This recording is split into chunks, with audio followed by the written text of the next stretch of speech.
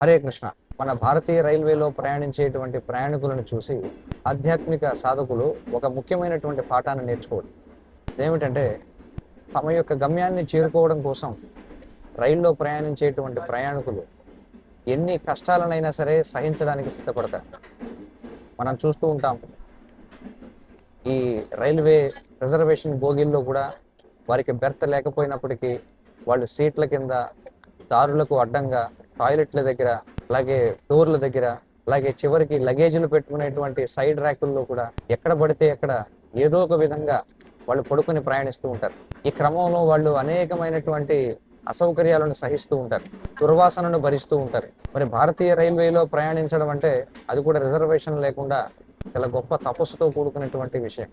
ఇలా మన జీవితంలో కూడా మనకి ఆధ్యాత్మిక జీవనాన్ని గడుపుతున్నప్పుడు అనేక మంది మనకి అవాంతరాలు కలిగిస్తూ ఉంటారు.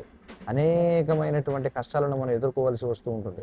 ఏ విధంగా అయితే రైల్లో ప్రయాణించేటువంటి ప్రయాణికుడు తన లక్ష్యాన్ని చేరుకోవడం కోసం వీటన్నిటికి కూడా సహిస్తాడో, అదేవిధంగా ఆధ్యాత్మిక సాధకుడు కూడా సహించాల్సి ఉంటుంది. భగవద్గీత 2వ అధ్యాయంలో 14వ శ్లోకంలో శ్రీకృష్ణ భగవానుడు ఈ విధంగా చెబుతున్నాడు. మాత్రా స్పర్శాస్తు కౌంతేయ శీతోష్ణ సుఖ దుఃఖదాహ ఆగమాపాయినో అనిత్య తాం స్థితిక్షస్వ భారత.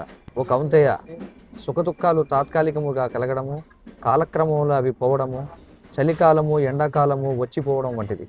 ఓ భరతవంశీయుడా, అవి ఇంద్రియానుభూతి వలన కలుగుతాయి. కలత చెందకుండా వాటిని ఓర్చుకోవడం మనిషి తప్పక నేర్చుకోవాలి.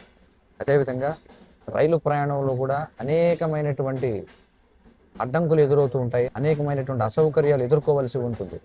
అయినా సరే దృఢ సంకల్పం కలిగినటువంటి ఎవరైతే తన గమ్యాన్ని ఏదో ఒక విధంగా చేరుకోవాలనుకునేటువంటి ప్రయాణికుడు ఎన్ని అసౌకర్యాలు కలిగినా వీటన్నిటినీ సహిస్తూ తన యొక్క ప్రయాణానికి కట్టుబడి ఉంటాడు. అదేవిధంగా ఆధ్యాత్మిక సాధకుడు కూడా తన యొక్క మార్గానికి కట్టుబడి ఉండాలి. అలాగే భగవద్గీత 5వ అధ్యాయం 23వ శ్లోకంలో శక్నోతి హై వయస్సోడం ప్రాక్ శరీర విమోక్షణాత్ కామక్రోధోద్భవం వేగం సయుక్త స సుఖీ నరహ అని కృష్ణుడు అంటున్నాడు.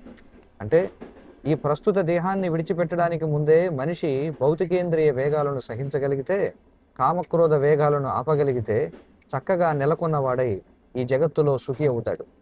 అదేవిధంగా తన యొక్క రైలు ప్రయాణాన్ని ముగించడానికి ముందుగా ఒక వ్యక్తి ఈ విధమైనటువంటి ద్వంద్వాలను, అసౌకర్యాలను సహించగలిగితే విజయవంతంగా తన యొక్క లక్ష్యాన్ని చేరుకొని తన యొక్క ప్రయాణాన్ని విజయవంతం చేసుకోగలుగుతాడు.